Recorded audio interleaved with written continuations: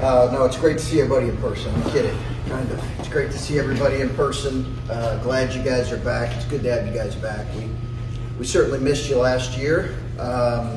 Missed you in person last year. We really did. Believe it or not, as crazy as that sounds, a coach, to say we missed you, all that you guys bring to a game night, good and bad. We missed it. So glad you're here. Been an interesting summer for sure, and one that is, I think, overall the most unique we've had, just because of our team. We didn't really know what our team was going to look like for the bulk of the summer, and that's normal. It's not always normal, but it was normal this year with the change in the NBA draft deadline, everything being backed up a month, having a couple guys that are obviously were really key players for us that were going through that process, as well as we had a couple guys in USA Basketball. We've had some normal kind of end of the year injuries that where guys had surgeries that they had to recover from, and then a few more things that I won't get specific with that have limited some guys. So it's really been a unique summer. I think it's going to make a real priority for us to have a great fall here moving forward. But it's been great to finally get our group together. It's been really, really exciting to get our team together here really since July. We've had the team intact minus one player. So it's been really exciting. It's been great working with them. We have this week is our final week, and then they'll go back home for a few weeks. So again, fall will be really important. I will say make one announcement. Kalen Etzler, we're going to redshirt Kalen Etzler this year. So the young man has had a great conversation. I think it's something he's looking forward to, as is his family. Looking forward to his development moving forward. So I'll let you guys ask questions here, and we'll talk a little more about the summer. Adam, go ahead and get started. We'll just bounce around there. Well, like you said, you didn't know your team until July. You got all that time. You're trying to maybe make plans for the future. What were you able to plan for while you were waiting on decisions? And then once you said kind of know your team now, what are you able to start figuring out as you look ahead to the fall? Yeah, we couldn't do a whole lot, to be honest with you, Adam. We because we had some guys that were still hampered by a few injuries, and then those guys being out. What we did is a lot of individual one-on-one skill work, which we didn't get to a whole lot of team stuff here until July, which is a little bit later than we normally would. But again, that was a process with EJ and Dwayne that we were going to see that through, and we supported them seeing that through. That is something they both wanted to do. Their families both wanted to do it. We fully supported it. We were going to let them see that through. And they, by no means did they hold our summer hostage. It's just it was that combination along with USA Basketball just made it a unique summer. When you talk about them having to use that time for more individual work and skill work and things like that, that's stuff you didn't get as much of last year. So maybe for some of the guys that are maybe going into their second year or their third year, how important was that to get some of that time that maybe they missed out on? Yeah, no, that's really important. I think one of the things you look at a guy like, I think guys have really gotten better every year they've been here, and a big part of that, we believe, is the development in the summer. You look at like Andre Wesson, his numbers, they're inarguable how much better he got. He deserves a ton of credit for that. The shooting element in our program, it's inarguable. Guys shoot it better from one year to the next.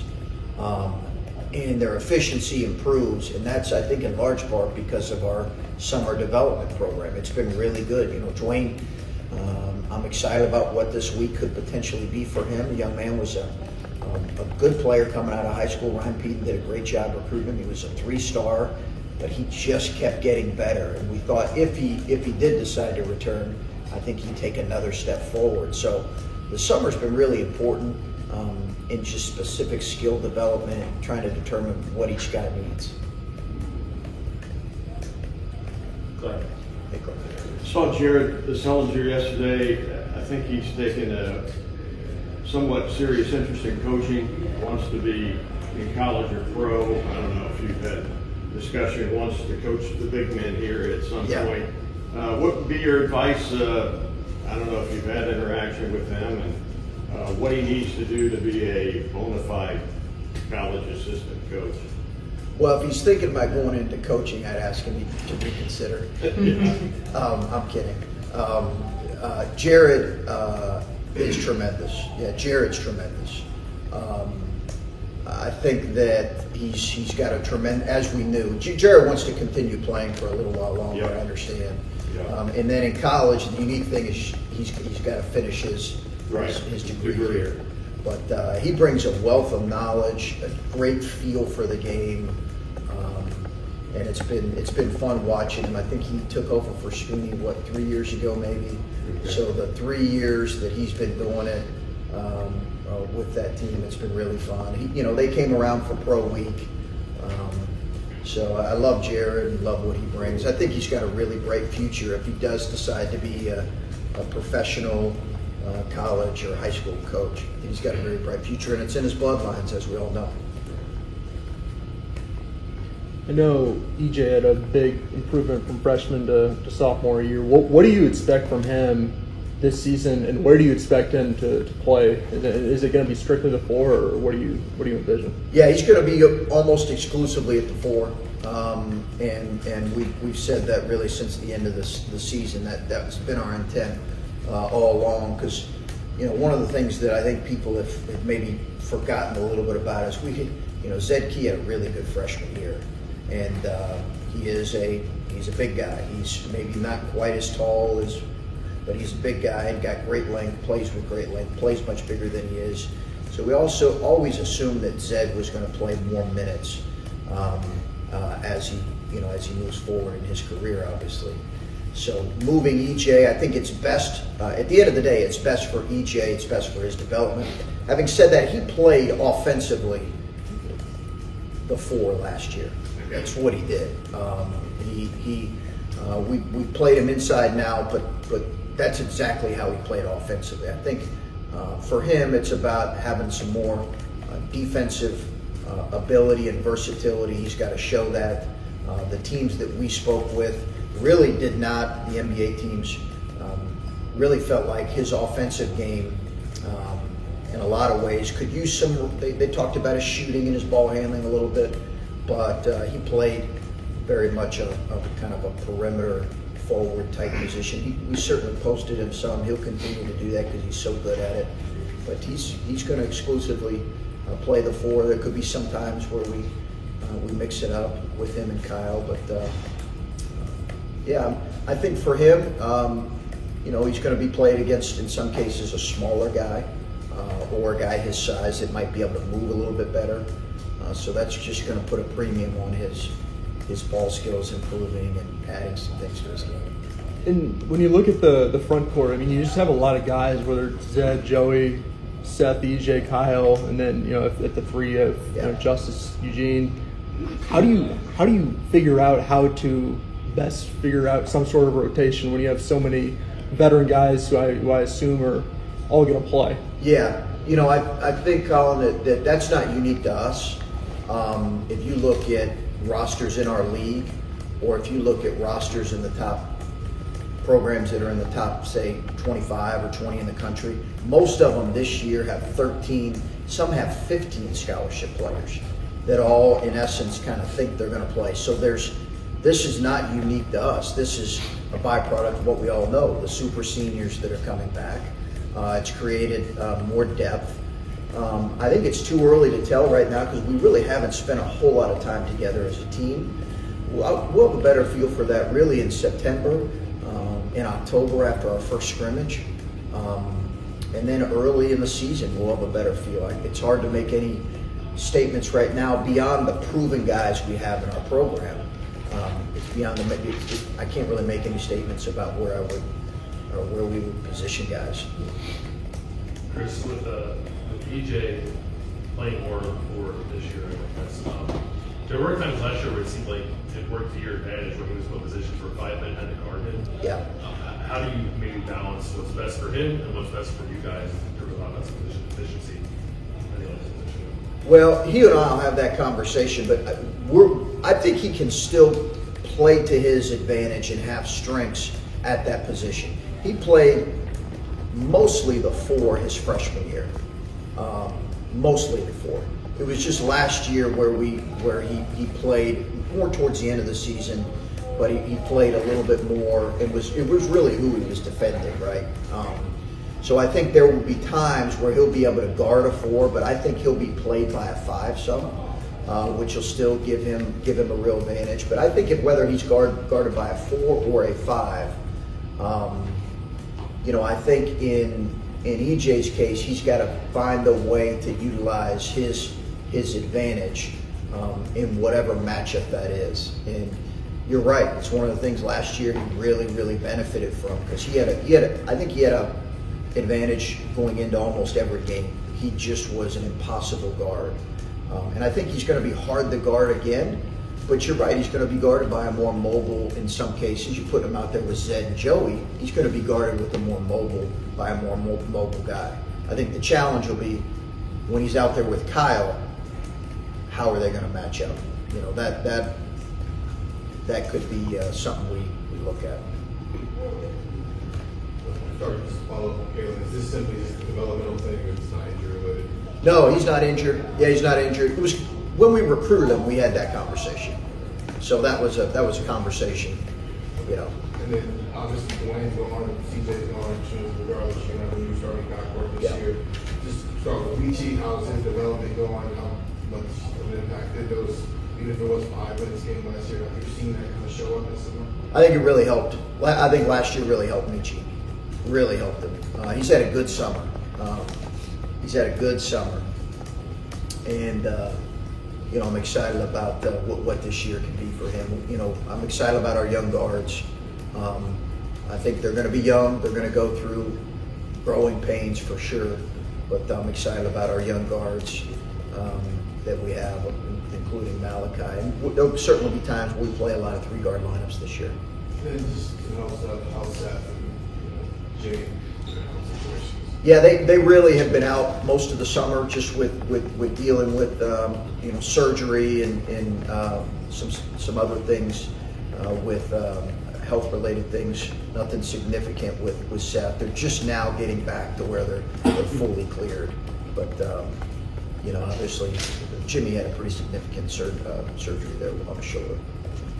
Chris, I know there's going to be, like you just said, growing pains with freshmen, but just looking at the type of impact guy Malachi can be, and maybe just the off season that he's had too, just how great do you think that's going to be, considering you lose Dwayne this year? Yeah, really excited about Malachi. I'm really excited about his growth and his future moving forward. He's young, he's young for his class, and he's still got a young frame. You can tell he's got to get stronger. He's got to get more physical. I think his leg strength, his upper body strength, all that has to take steps forward. But he's such a tremendous kid, and he's got really good size and length. His wingspan's about 6'9" at 6'4". His ball skills have continued to grow and improve. In high school, he kind of played all over really for their team. He'll play more of either guard, wing spot here primarily, but really excited about what he can be. I think he'll look like a freshman at times, and then he'll look like a guy who's has a tremendous future at times. That's the natural development for young players. Chris, going back to EJ, a couple people I've talked to about him, especially looking forward to his NBA career, I mentioned his handles, and you brought that up. How much is that a focus for you guys? And going back to Bill's question, kind of what you need him to do, but what he needs to develop if he wants to play the next level. Do you guys want him to focus on that, or does he need to continue to be more of a post game? Yeah, for EJ, the feedback we got from NBA teams was really it was two things they hit on the most was consistent shooting, defensive versatility. The ball handling piece was kind of third. in their mind, or at least from the people we talk to. So I think that's an important skill for him to continue to grow and improve in. But the other two areas, I think, for his development are most important in most of the NBA teams we talked about. I think it's those three things, really. He's probably got to continue to improve his body, but shooting, defensive versatility, and then ball handling. With Dwayne gone, the impact Cedric can have. I mean, we've seen his numbers, we've seen what he's done against Baylor and things like that. What did you guys like about him that made him the right guy at him? Well, we didn't. Even though he came in after Dwayne, it's not like we brought him in as quote unquote the replacement for Dwayne. I think Cedric's going to have to figure out this level and challenge at this level, all of those things. But I do think that he's got a real ability to make shots. He's proven that throughout his career. And I think when you look at what he's done and what he particularly did last year against high-level competition, we just felt like it, particularly kind of at the 1-2, the ball handling positions, we could use. We needed another guard. So we'll see. I'm excited. He's graduating, so he's not here. He's graduating. He'll be here once he graduates. Chris, are you watching with interest this talk of realignment, conference realignment? Do you have any suggestions for your conference? Would they listen to my suggestion, Clay? Maybe.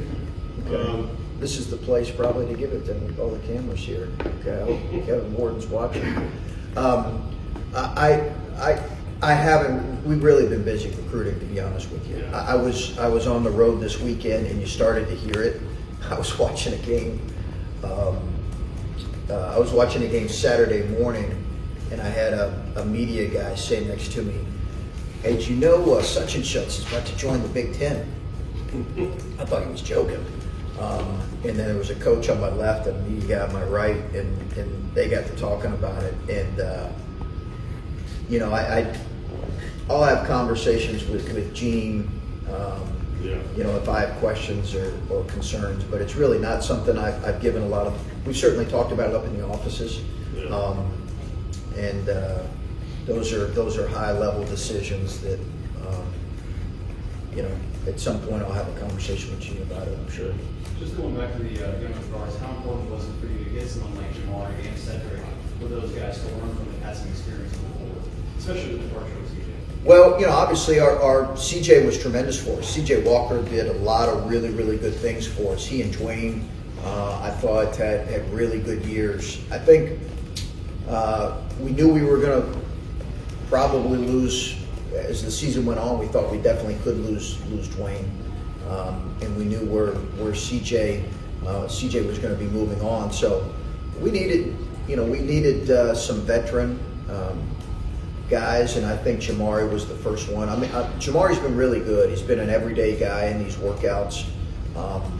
He has brought a competitiveness and a defensive approach that I think we need. He's got to improve in some things defensively, but we all know his ball hawking is tremendous, and he competes. He really competes on that end. So, he was important for us, and he's just brought a real everyday approach to his work, which has been, I think, important when you have, some young perimeters. Well, mentioning the defense, and there were some issues there last year, which Jamari can bring you. As you've worked in some of these individual things and starting to look forward to the fall, how are you trying to focus on that and trying to improve at that end of the court? Yeah, the fall is going to be really important for us on that. We've certainly looked at it as coaches. You don't want to overcorrect, Adam, because our defense has been consistently really good. It's typically been a top 20 defense in the country. So I want to be careful not to overcorrect. If it was a pattern, it would probably be a different story. But this has not been a pattern, of our teams typically dating back to Butler. And I think for us, you look back and and we are going to change some things. We are going to change how we play, some defensively. We've committed to doing that, but I think the biggest thing is looking at our personnel. There's some things we need to address, and then I think collectively our conversation as a group, our buy-in has to be great on that end. And when you do add a guy like Cedric, sort of late in the summer, you've got guys that are here that probably think their roles might be a certain thing, and then now there's a new face in the mix. How do you go about, I guess, working or talking through that with your players and just making sure that doesn't, you bring a guy in and pushes a guy out the door? You know what? Listen, I think it's a real question, but as I mentioned, this is pretty common right now. If you look at rosters, I could pull up the teams that are projected to win our league right now, and you would see 13, 14 scholarship players. Sure. This is not just unique to us. I think that you got to have conversations, but at the end of the day, it is a competitive business that we're in, and at the end of the day, I think we'll see guys that really kind of rise to the occasion, and whatever is given to them will be earned. I understand you can't play 12, 13 guys. I think that's not realistic. At some point, our rotation, it might be a little bit bigger this year. At some point, as the season progresses, maybe it'll be tailored down a little bit. But we've got a lot of work between now and then. And at the end of the day, I think players realize that they're going to have to earn their playing time. When you look at the addition of Cedric, how much of it was you have a veteran roster right now and a talented roster, and you just want to leave no stone unturned, and if you can get this last guy, you didn't have to make a move, but you wanted to make this move just in case if you didn't have him, maybe that's an issue that you might have down the line. Yeah, and it helped that Tony had recruited him and knew him. I think that was a part of this. There was a couple other guys, honestly, that we were recruiting that we felt like Cedric would be a better fit, maybe because he wouldn't be as ball dominant potentially. So you're always having those conversations, and I think there was a lot of discussion on that once we realized Dwayne was going to move on. It is. I have to be honest. The idea that we were a little bit banged up, more than a little bit banged up, going into the end of the year last year. And you could certainly look to 4 games in 4 days and what that did to our bodies physically. But I do think as a coach, I probably would be lying if I didn't say that didn't factor in some to just. I just felt like we were a little bit thinner than we needed to be, and some of that was, some really unique circumstances with Abel going down at the start of the season, and then other injuries that happened. But I think I'd be honest to say that was a factor. Not to compare you guys to football, but 2 years ago, off season, we heard a lot about Ohio State losing Clemson as a motivation for Ryan's team. You guys obviously were very disappointed with that first round loss. And I know it's different when you're that close to a championship as opposed to a whole tournament. But how much has that loss to Oral Roberts kind of been a driving force for this team this summer? I think I'm interested to see as a group once we get everybody together and once we spend time together, because we have certainly a lot of guys. We've had great continuity from last year to this year in terms of our roster. I think we're top 10% in the country in terms of our continuity. When you look at across college basketball, we've had tremendous continuity in our roster. I think so you have certainly a lot of guys who've been a part of that, who were a part of that experience. And it's something that we've talked about and we'll continue to talk about. As I said, you have to lean into extreme disappointment in life and let it hopefully use it. So I'm anxious to see for us moving forward kind of what that whole moment means for us as a group. I think for us, we've had 3 postseason NCAA tournament opportunities because of the COVID year in our 4 years, and 2 of the 3 years where we probably weren't predicted to go to the tournament, we performed really well. We didn't last year, and I'm anxious to see how we use that moving forward. And this is a team that externally at least has some pretty high expectations. Do you lean into that as well? Do you talk to the guys about what is being said? I mean, obviously they hear things, but how much do you, when you have a team that's preseason top 15 or whatever you guys end up being, how much do you talk about that, address handling expectations with guys that maybe haven't had to do this at this level? I mean, we just haven't seen a team like this under you yet. Yeah. Listen, I think that those conversations may come, but I think we're a far ways away from that. And you've heard me talk about this idea of just staying in the moment every day. It's Bob Gibson's line: the most important pitch is strike one. I just think that's where we're at right now. It is the idea of just what's next. Let's make sure that next thing we're doing as well as we can. We'll get to that at some point, but I think we're a long ways away from that. What's the most seniors you have on the team before? I'm sure this is because of the super seniors. I don't think our Sweet 16 team a couple years ago, I think had five maybe. I think that our Sweet 16 team had maybe 5. That would have been the most. That was in 17, 18 or whatever that was, 16, 17. So this would be the most. So you talk about getting old quick a lot. That's the next one. So you don't have to get old quick. You already have more old. Yeah. What's the benefit there? You literally got 8 guys on this roster or on seniors, redshirt seniors, that graduates in 1 time. Yeah, I think old matters. When I said that initially, what I really meant was, I think old matters. It does matter. I think it really does help too if you're old and experienced together. I think that really helps your team. You look at Baylor this year; they were old. You look at a lot of teams, but again, that doesn't mean that we're always going to have young players. We're always going to play young players. We won't ever have another roster like this, ever.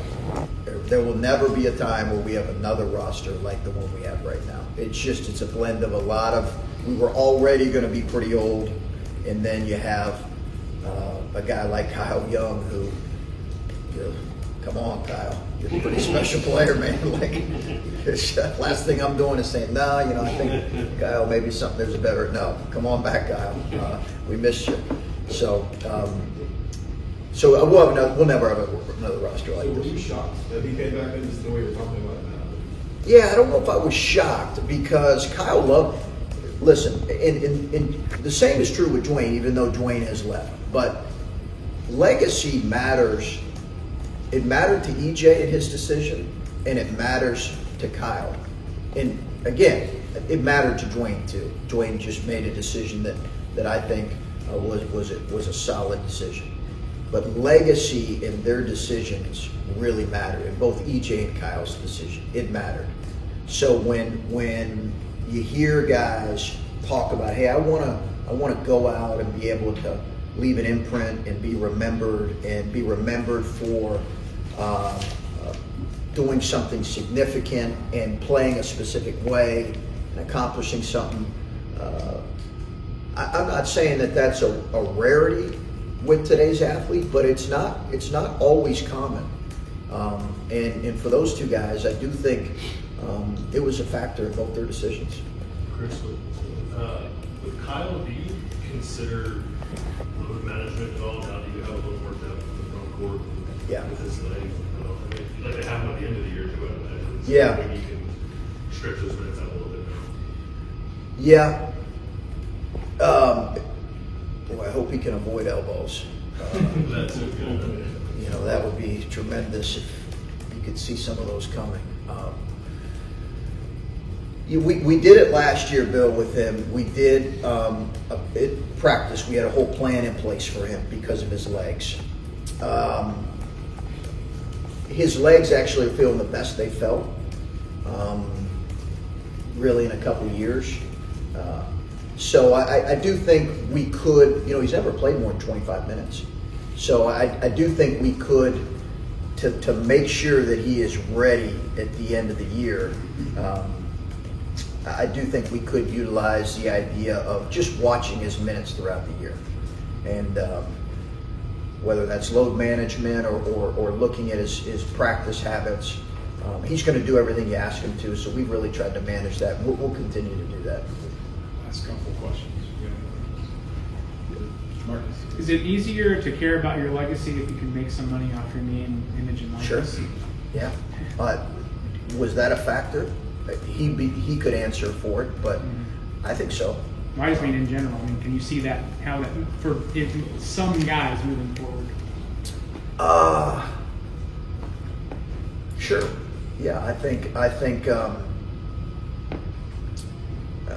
it's. It doesn't mean that one trumps the other in their minds. That they're the only ones that can tell you that. But I think the idea that they get to take advantage and actually profit off their own name or image or likeness is going to really benefit and make it potentially a tougher decision for certain kids.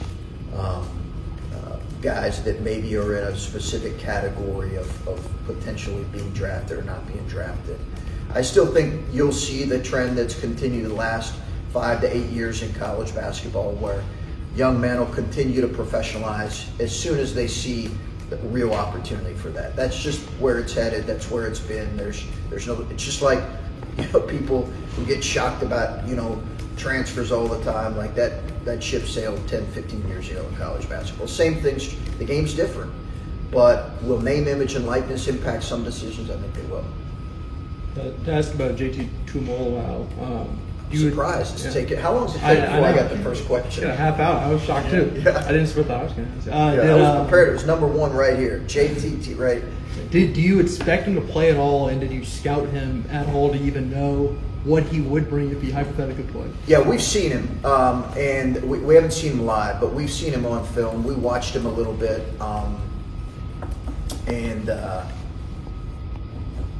listen, I think we're a ways away from him stepping onto a court. Ryan and I will have conversations. I'm sure ultimately will come down to what the young man and his family really want to do. I met with him when he was here. We had breakfast. Beautiful kid, beautiful family. He's a good player. But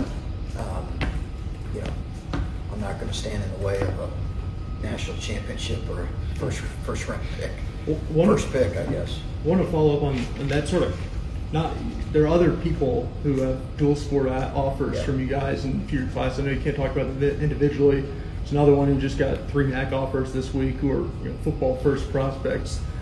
How do you feel about the concept of the dual offers and guys who are huge targets for the football team, but also maybe want to play basketball? Well, I think if they have conversations with us, which they have, if the football staff has conversations with us and said, hey, this young man has genuine interest in it, we're open to it. They understand those conversations are always ongoing. But if they ask us to meet with a young man, which they have, because he has interest in basketball, we'll have conversations. We just had another one this past weekend while we were on the road with a potential dual sport player, maybe who you're mentioning. So we'll gladly, I think one of the coordination between both staffs in recruiting, they've met with some of our guys.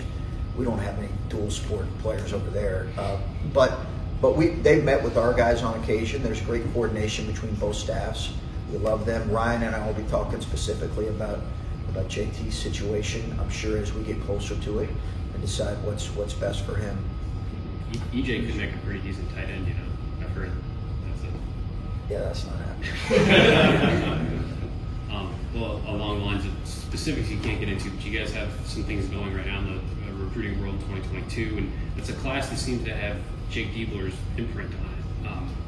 He's 3 years into his time here at Ohio State. What is he providing as an assistant? It's hard sometimes to write about or evaluate assistants knowing exactly what their roles are, but what is he giving you, and how important has he been for the 2022 class? Yeah, Jake's been fantastic. He's been a tremendous asset, a tremendous hire. When I hired him, I really was talking through, he had went through a really challenging situation at Vandy where they didn't win an SEC game. And I thought it spoke a lot about him during that whole process, just how he handled the whole interview process in a really good way. He's been phenomenal, tremendous work ethic. I think with Ryan Peden and Jake and Tony, I really believe this is a tremendous staff, a high-level staff. Really excited about the addition of Tony, but yeah, we have what I think is a potential class. And keep your Twitter fingers handy in the next couple of days. I think we have a potential class that is one that you've kind of worked towards building, and I'm really excited about really the last couple of years. We just haven't brought in quite the numbers because we haven't needed to. With all that we're losing, we need to bring in a really solid class that can impact things, and I'm excited about that. Really excited about it. Chris, your opponent in the Big Ten ACC challenges will be able to beat Duke. What's it going to mean to you to be able to host Duke here at the shot, while it's also Coach Case obviously in your career? Yeah, I heard that. Listen, we'll talk about it more as we get closer, but they're a great opponent, and I'm excited about the atmosphere, the environment that's going to be here, because they're a tremendous school, tremendous opponent, and obviously one of the greatest coaches our game has seen. So looking forward to it, but to quote Bob Gibson again, we just got to get to practice number one. But that'll be a great opportunity. A couple more. Any other ones? Goodbye. Last one. It's been a little while since we last talked to you. If you, with the new makeup of the staff, determine sort of new back there defensive coordinator after losing Terry? Jake. Is Jake? Yeah. Yeah, that would be Jake Deeper. Yeah. I decided that pretty early. Yeah, it would be Jake.